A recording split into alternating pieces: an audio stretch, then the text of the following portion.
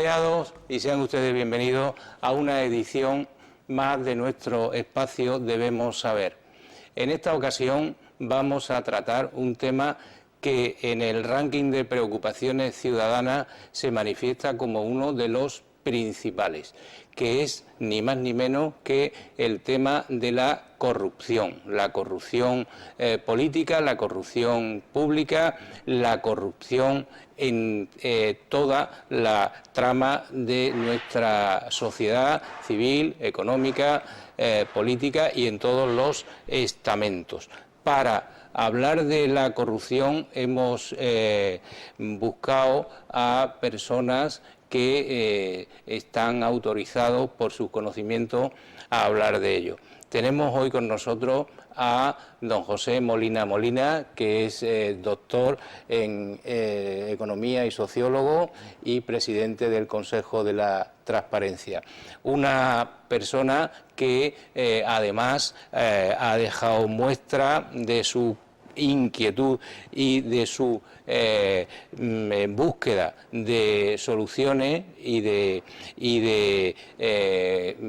enfrentamiento a esta problemática a través de, por ejemplo, sus libros publicados y naturalmente sus conferencias y sus artículos en prensa.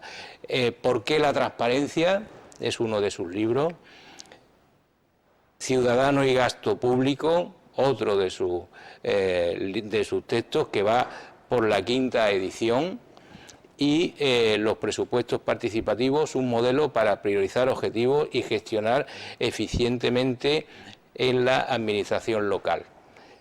Eso es lo que ahora mismo resume el bagaje que nos lega José Molina Molina, con el que tendremos ocasión de hablar a continuación. Buenas tardes. Buenas tardes, Pepe, y bienvenido. Y también nos acompaña Emilio Martínez Navarro, que es catedrático de Filosofía Moral y Política en la Universidad de Murcia. Es autor también de numerosísimos artículos, numerosas publicaciones en torno a la ética aplicada y a todo lo que rodea la filosofía política. Es también autor de diversos libros: Ética profesional de los profesores, Solidaridad liberal, la propuesta de John Rawls, Ética para el desarrollo de los pueblos, Ética y derechos humanos en la cooperación internacional, Ética y fe cristiana en un mundo plural, y algunos más que ha ido marcando su trayectoria a lo largo de su vida, que se ha desarrollado fundamentalmente en la universidad, en donde, como decimos, ejerce de catedrático. Bienvenido, Emilio, y muy buenas tardes. Muchísimas gracias, encantado de estar con ustedes. Vamos a iniciar, por lo tanto, el programa al hablar de la problemática de la corrupción. Yo pienso que no debemos de convalidar el concepto. ¿Entendemos todos lo mismo por corrupción? ¿Qué es la corrupción, Pepe? Bueno, la corrupción es la parte negativa de una sociedad que no admite el funcionamiento de las normas. Entonces la corrupción es el aspecto en donde tropieza la debilidad de las personas, la debilidad de las instituciones, y de eso nos podrá hablar muchísimo mejor el profesor Emilio Martínez. Yo creo que la corrupción también hay que verla desde la visión que supone el abuso de poder y desde la visión que supone la impunidad que cree el corrupto que tiene para apropiarse de aquellas cosas que son evidentemente prohibidas en el trato en el cual se pueden establecer. Y luego, además, la corrupción todavía no se ha valorado lo suficiente. Cuando el informe ya reciente, tanto de la ONU como el de la Comisión Nacional del Mercado y la Competencia, nos dice que entre sobrecoste de obra pública y corrupción, sumándolo todo, podemos evaluarlo aproximadamente en un 4,5 del PIB, pues eso realmente estamos hablando de más de 50.000 millones de euros. Con lo cual quiere decir que si de una economía se separa una cantidad tan elevada para que alguien se lo lleve de una forma totalmente punible, nos está robando a todos la posibilidad de poder mantener elementos tan esenciales como son la sanidad pública, la educación pública, la dependencia y, pues en fin, también aquellas otras cuestiones importantes que se necesitan para el mantenimiento del desarrollo de una sociedad. Se está diciendo que se destine a investigación, que es el futuro, un 1% del PIB, y ya de ahí nos están robando 4,5 puntos. 3 puntos yo creo que eso es lo que el ciudadano tiene que ver, que el corrupto no es el daño que está haciendo por lo que realmente está robando, hablando claramente, se está llevando, sino el perjuicio que nos está causando, pero a cada uno, no solamente en su cuantía, sino en lo que está impidiendo que podamos hacer. Conocer para cambiar, decían los clásicos, Emilio. Sí. Lo primero que nos preguntamos es ¿qué y por qué de la corrupción? ¿Cómo llega la corrupción a instaurarse en la conducta de las personas? Bueno, yo empezaría por la primera pregunta que ha hecho usted, que es el concepto de corrupción, ¿no? Yo desde el punto de vista ético no tengo más remedio, puesto que soy profesor de ética, tengo que explicar esto. Pues las actividades humanas tienen unos fines, cada una tiene una finalidad. Por ejemplo, la medicina tiene una finalidad que es curar al paciente. La educación tiene una finalidad que es formar al alumnado. El periodismo tiene una finalidad que es informar al televidente, al lector de periódicos, en fin, al radio oyente. Cada profesión tiene lo suyo, tiene su finalidad. Entonces, cuando uno se desvía de esa finalidad, claro, la política también tiene su finalidad, que es la gestión honesta y correcta de lo público, del dinero público y de los espacios públicos y de los terrenos públicos y de todo lo público. Entonces, ahí también hay una finalidad, que es gestionar eso bien. Y también en el sistema económico pues también hay una finalidad, y es que la economía funcione, y pues para eso está pues el Banco Central, están las autoridades monetarias, en fin, que tienen que velar para que ese sistema económico también se ajuste a su finalidad. ¿Dónde aparece la corrupción? Aparece cuando las personas que trabajan en cualquiera de esos ámbitos que he puesto como ejemplo, y en cualquier otro, en cualquier actividad humana, se desvían de la finalidad principal y se dedican a acumular una serie de recompensas a las que en una pequeña parte tienen derecho, porque claro, todos tenemos que vivir, y entonces la persona que se dedica a la política pues tiene que tener un sueldo, la persona que se dedica al Banco Central pues también tiene que tener su sueldo y tal, pero cuando uno no se conforma con eso y quiere acumular recompensas que no merece, que no se ha ganado, a costa de la finalidad principal de la actividad que lleva entre manos, pues entonces eso es corrupto. Un médico corrupto que es, pues, por ejemplo, el que se olvida de que tiene que cuidar del paciente y solo está preocupado por ganar dinero, o por ganar a lo mejor poder, o por ganar fama, porque no solo el dinero corrompe a la gente, ¿eh? A veces también puede corromper a la gente pues el afán de notoriedad, el afán de poder, de tener más poder, aunque no gane uno más dinero, porque son como tres grandes tentaciones las que tiene el ser humano, y con esto paso a tu segunda pregunta. El origen está en que todos tenemos en algún momento la tentación de ir más allá en las recompensas que nos estamos ganando. Nos entra la prisa, ¿no? Por ejemplo, una persona que dice, bueno, yo como político tengo un buen sueldo y tal, pero yo es que pues quiero comprarme una casa en la playa, o quiero irme de vacaciones al Caribe, o quiero no sé qué, y con eso no, y con lo que estoy ganando no me basta. A ver si con una comisión por aquí, a ver si con una comisión por allá, pues consigo acumular más recursos de los que me he ganado o de los que me corresponden, y entonces pues ya con eso pues hago otros planes que egoístamente pues me he montado, ¿no?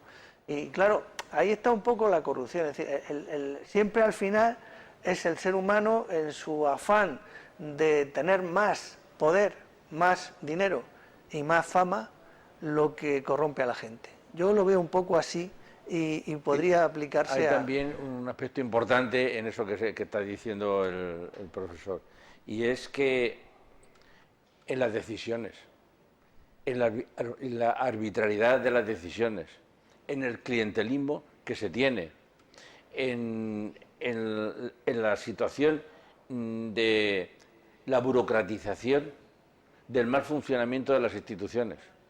Es decir, ya no es solamente el llevárselo, es el no hacer las cosas con eficiencia.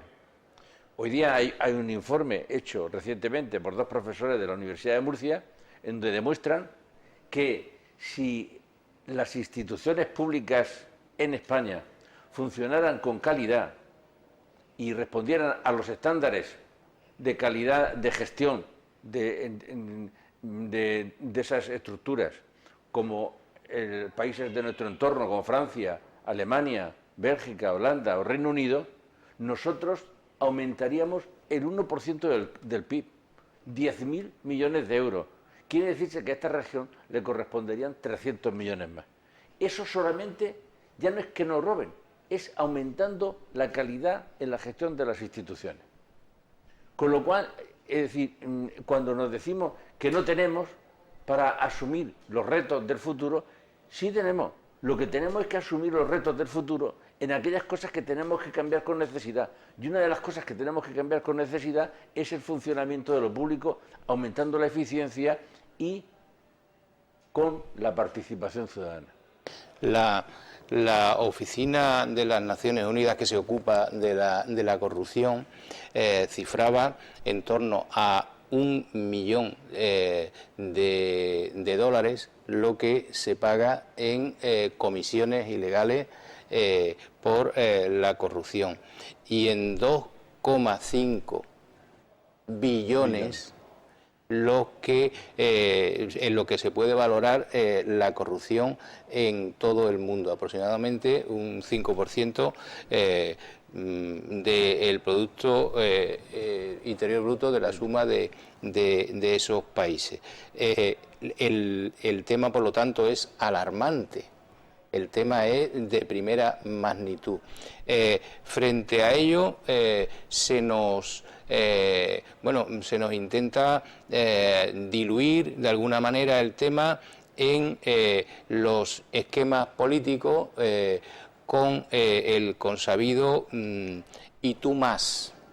Los sistemas de gobierno normalmente tienden a, cuando se puede acusar al otro, cuando se está en la oposición, se acusa al que está en el gobierno, porque lógicamente, entre otras cosas, en la oposición no se tiene acceso a poder contratar, ¿verdad? Luego se invierte el tema y se invierten los términos en la misma medida. Sin embargo, no hay tanta diferencia, se ha constatado, no hay tanta diferencia en sistemas políticos partidistas como las diferencias norte-sur. Una vez más, se constatan que la calidad de las democracias del norte son superiores a las democracias del sur. Por lo tanto, ello va implícito el que ¿qué somos? ¿Más dados a gastar más de lo que ganamos o más tolerantes con los que lo hacen? A ver, mi opinión es que esas culturas del norte tienen una historia diferente de la historia de España. La historia de España es muy triste, muy lamentable. Tenemos una larga guerra civil prolongada luego en 40 años de posguerra civil que fueron el franquismo, y luego 40 años de democracia en los que hemos levantado cabeza. Y yo creo que eso hay que decirlo, hemos levantado cabeza y hemos mejorado y hemos cambiado a mejor desde que acabó el franquismo hasta ahora. Y la Constitución del 78 ha dado buenos frutos. Y nuestra cultura democrática es hoy muy superior a la que era al principio. Y yo pienso que eso, la ventaja que nos llevan es esa cultura democrática, que ellos la tienen pues centenaria y nosotros la tenemos pues muy oxidada, pues muy alterada por una larga historia, primero pues de un siglo XIX pues también muy de guerras civiles, con carlistas, con todo aquello, muy convulso, todo eso a principios del XX pues también. Entonces nosotros llevamos ahora 40 años muy sanos, yo creo que muy buenos en nuestro país, de mejorar, y querríamos equipararnos a la cultura democrática que usted ha mencionado de los países del norte. Pero tampoco tenemos que acomplejarnos y pensar que nunca vamos a llegar y que porque somos del sur vamos a estar toda la vida estancados en una situación muy inferior a estos países del norte. Yo no lo creo así. Yo creo que podemos ir con la cabeza muy alta en el mundo diciendo, bueno, hemos avanzado, queremos avanzar mucho más, tenemos un sistema público de salud, por ejemplo, que es la envidia del mundo. Es la envidia del mundo. Hemos sido declarados hace unos días el país más saludable del mundo, en parte porque tenemos un sistema sanitario que no deberíamos desmantelar, que no deberíamos dejar que se corrompa, que se dilapide. Deberíamos cuidarlo, deberíamos mejorar nuestro sistema educativo, nuestro sistema universitario, el sistema de gestión de todas las instituciones públicas, por supuesto, y también el sistema de gestión de las instituciones privadas, porque también las corruptelas y la corrupción lastran a las empresas y hacen que nuestras empresas pierdan competitividad y pierdan calidad. Entonces, al final es que tenemos que arrimar el hombro todos. Yo lo veo un poco así. Y realmente no tendríamos por qué acomplejarnos pensando que nunca vamos a llegar al nivel de esos países que usted ha mencionado, que efectivamente nos llevan ventaja, pero es que también tienen otra historia, una historia muy diferente de la nuestra. Y bueno, pues vamos avanzando. Sí, lo que dice Emilio, realmente que no hay corrupción sin corrupto, es un tema muy importante. Lo hemos vivido ahora en un aspecto que nos ha llamado a todos a reflexionar. Cuando nos hemos enterado que un expresidente de un gran banco ha pinchado los teléfonos hasta de la Moncloa. Entonces uno ya dice, bueno, pero ¿hasta dónde hemos llegado? Es decir, cuando realmente se llega a ese grado de impunidad, a ese grado de abuso de poder, porque es lo que antes decía, es que la corrupción no es solamente llevárselo crudo, es que realmente es saltarse todas las barreras porque uno se considera que ya es impune. Entonces, claro, eso nos tiene que hacer pensar que los que utilizan esa capacidad que pueden tener en un momento determinado, político o empresario o lobby o demás, pues eso es lo que la ciudadanía tiene que intentar frenar.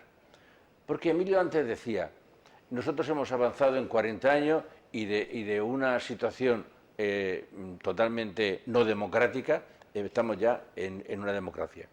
Pero la democracia tiene que tomar carta en el asunto, y la democracia es la ciudadanía. Y la ciudadanía, para empezar a frenar, tiene que empezar un poco a intervenir en la vida pública, directamente. Y ese es lo que ahora mismo estamos fomentando desde un punto de vista de que haya muchos alertadores, de que realmente se empiece un poco a impulsar a través del derecho al saber para preguntar. Y ahora mismo hay muchas preguntas encima de la mesa que no quieren dar una respuesta, las instituciones. Se ha preguntado a Televisión Española que cuánto se ha gastado en los festivales internacionales de televisión. Y están los tribunales, porque no quieren responder. Se ha preguntado a Televisión Española que cuánto ha costado el comprarle al señor Enrique, del fútbol, del Atlético de Madrid, que es el propietario de una empresa de vídeos. Terezo. Pues realmente se le ha pedido el contrato, se le ha pedido la cantidad, cuántos vídeos han comprado, e incluso se le ha pedido los consejeros de Televisión Española que votaron a favor de ese contrato. No lo ha dado todavía, no lo ha querido dar todavía. Se ha preguntado a los puertos públicos, Barcelona, Gijón y Baleares, y si seguimos, además invito a que incluso se entre en el portal de Cartagena, que por qué no publican las actas de los consejos de administración que tienen obligación de hacerlas. Es que se ha pedido también cosas tan sencillas como decir, oiga, ¿cuánto se ha gastado usted en un viaje? Y ahora parece ser que lo van a dar. Es decir, tenemos derecho a saber. Y en el derecho a saber está una cosa muy importante que es muy educativa, que es la rendición de cuentas. Ahora tenemos elecciones y tendríamos que preguntar, ¿Y quién ha rendido cuentas de todos estos años? Todos están un poco echándose la culpa de lo que tienen unos a otros. Pero oiga, ríndanos cuentas. Pero presupuestariamente. Un presupuesto liquidado no tiene nada que ver con el presupuesto que se aprobó, por la cantidad de transferencias que se suelen utilizar de modificaciones, todas autorizadas por la Ley General Presupuestaria. Pero oiga, den cuentas ustedes de por qué han cambiado esas modificaciones presupuestarias, que a lo mejor era necesario hacerlo, pero díganlo. Un factor sin duda facilitador para la corrupción es la falta de transparencia. Es sin duda la administración opaca, el recibir dinero de los impuestos, del presupuesto público, porque no solo, cuando muchas veces hablamos de corrupción, no tenemos solo que ceñirnos a lo que está públicamente constatado como una administración con las banderas del Estado, de la Unión Europea, de la región o del ayuntamiento, sino que existen numerosísimas empresas públicas y existen también numerosísimas empresas y entidades que reciben dinero público para su funcionamiento. Desde hace ya unos años existen la ley de transparencia, primero la del Estado, luego la de las diversas comunidades autónomas, y entendemos que eso ha contribuido a que el ciudadano esté más informado, a que el ciudadano se preocupe, a que el ciudadano conozca. Sin embargo, no es una relación idílica la que se da entre el derecho a saber y el deber de informar, de facilitar los datos. No, porque mira, hay una cosa importante que estamos detectando desde todos los consejos de transparencia, no solamente desde Murcia, sino desde todos, y es que la información está secuestrada por los grandes cuerpos del Estado, y son ellos los que no quieren que ese tema se diluya, y lo estamos observando. Es decir, hoy día no es natural que el Consejo del Estado de Transparencia y Buen Gobierno del Estado esté peleando contra el propio Estado porque realmente Adif no quiera dar información, Puertos no quiera dar información, Fomento no quiera dar información, el Ministerio de Defensa no quiera dar información, y no estamos hablando de secretos de Estado, estamos hablando de peticiones concretas, de cosas que realmente la ciudadanía quiere saber. Entonces, claro, ¿quién está ahora mismo poniendo obstáculos para que esas cosas no empiecen a conocerse? Pues el que hace los informes. Y entonces dice que no, y lo justifica. Y muchas veces, pues con cosas tan peregrinas como que no doy la información de lo que cobran los componentes del Consejo de Administración por la protección de datos. Oiga, mire usted, eso está resuelto. Eso nada más que llevar el problema ante los tribunales para que el Estado, junto contra otro organismo que sea el Estado, pleiteen entre ellos, se gasten el dinero entre ellos, pierdan el tiempo entre ellos, bloqueen la justicia para que realmente funcione todo peor y al final que le digan que tiene que dar el dato. Porque es que está la ley de transparencia muy clara. Y luego, como el Consejo de Transparencia y Buen Gobierno del Estado no tiene poder sancionador, si no lo dan, ¿a quién sanciona? No puede. No pueden sancionar. Con lo cual los estamos engañando, estamos haciendo trampas en el solitario. Tenemos que decirlo muy claro a la ciudadanía. El sistema tiene que cambiar y tiene que tener un régimen efectivo. Porque si yo pongo una autopista para circular y pongo a la vigilancia, la Guardia de Tráfico, sin capacidad para poner sanciones y no retirar los carnets, pues resulta que aquello pues posiblemente lo dejamos a la buenísima voluntad de que todo conductor vaya solamente con un botellín de agua y que realmente no se haya tomado ninguna pastilla que lo altere en la forma de conducir. Tenemos que tener algo que realmente, primero que sea educativo, y luego que realmente aquel que no cumpla la norma sepa que realmente hay un régimen que le va a obligar. Vamos a continuación a pasar a ver un vídeo elaborado en colaboración, ¿verdad?, en una startup de las que están ahora tan de moda, con diversas instituciones, la universidad, profesores de la universidad, algunos profesores que participan en programas que desarrollan la pedagogía de la participación ciudadana y de la transparencia, y que también tendremos ocasión de hablar en nuestro espacio, de instituciones como el Consejo de la Transparencia y de algunas ONG que también están haciendo un papel fundamental, y personas comprometidas con el movimiento.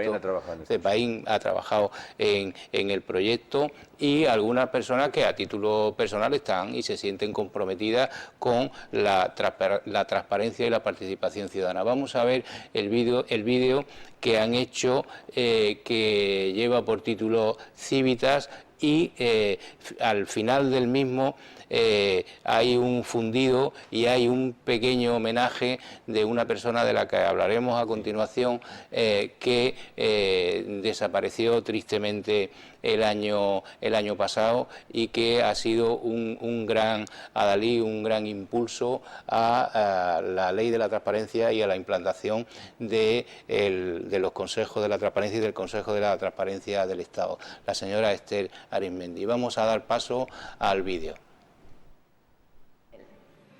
Púnica, Lezo, Aquamed, Nos, Andrach, Arena, Auditorio, Baltar, Bárcenas, Biblioteca.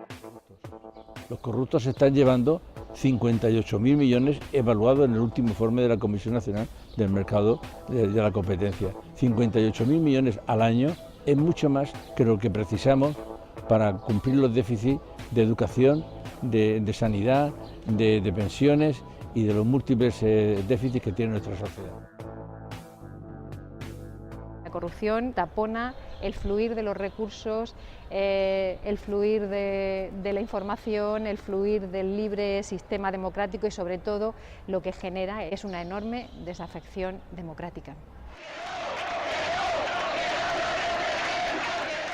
¿Por qué no es abierta a todos la gran mayoría de decisiones que tienen los gobiernos de las administraciones locales, autonómicas y nacionales? Porque hay todavía mucha reticencia a ser controlado, a ser visto, hay reticencia, es más fácil gobernar desde la oscuridad que desde la transparencia. Es necesaria la intervención de la ciudadanía para crear gobiernos y administraciones más próximas a los ciudadanos, a las necesidades de los ciudadanos. Por ahí hay un montón de iniciativas institucionales y administrativas, que sí, la página de la transparencia, el portal de la transparencia, pero que luego a la hora de la verdad las herramientas que están a disposición de los ciudadanos pues son demasiado inaccesibles a nivel de brecha digital, ¿no? Entonces, bueno, pues hay un montón de gente mayor que quisiera saber algunas cosas y no sabe tampoco muy bien dónde acudir. Ahora se habla mucho del empoderamiento de la ciudadanía, pero hay que también dar cauces para que la ciudadanía no tenga que hacer un acto heroico para empoderarse. Creo que la administración tergiversa la información, y aquí tenemos en el barrio tenemos el problema del soterramiento, y realmente, o sea, yo desde aquí estoy viviendo unas cosas que no leo en los periódicos. Porque les han engañado durante mucho tiempo. Por eso el derecho a saber, el derecho a participar, el derecho a tener el control de todo lo que se está produciendo es muy importante.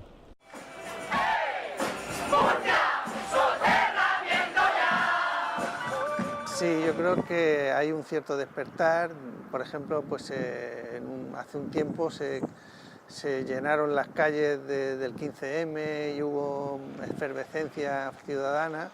Se me vienen a la cabeza dos grandes ejemplos recientes. El movimiento de las personas mayores producido para reivindicar, luchar por las pensiones de todos y de todas. Y otro gran movimiento, el de las mujeres. Las mujeres ya nos hemos cansado de estar en un segundo plano, de que no nos dejen ocupar puestos de decisión, del techo de cristal, de la discriminación salarial. Nos hemos movilizado 8 de marzo y hemos conseguido grandes cosas. Los recursos que se destinen a la socialización en valores de participación son clave, tocando a las asociaciones, a los barrios, a los aquello que es donde es la sangre. Son las venas por las que fluye verdaderamente la ciudadanía y que vehiculizan la participación. La participación ciudadana existe desde el inicio de los tiempos. Aquí lo que se trata es de que al final nosotros seamos conscientes de que tenemos derechos y esos derechos los ejerzamos. Y para eso los tenemos que interiorizar desde el principio, los tenemos que interiorizar desde la escuela. Hace falta respeto, hace falta solidaridad, hace falta igualdad, hace falta libertades. Podemos ir sumando, podemos avanzar, aunque sea poco, pero lo poco que avancemos ya, ¿sabes? Ya te llena para el siguiente paso. Si se repite como un mantra la palabra participación, transparencia, derecho, ciudadanía, a lo mejor se va haciendo camino, ¿no?, con este andar.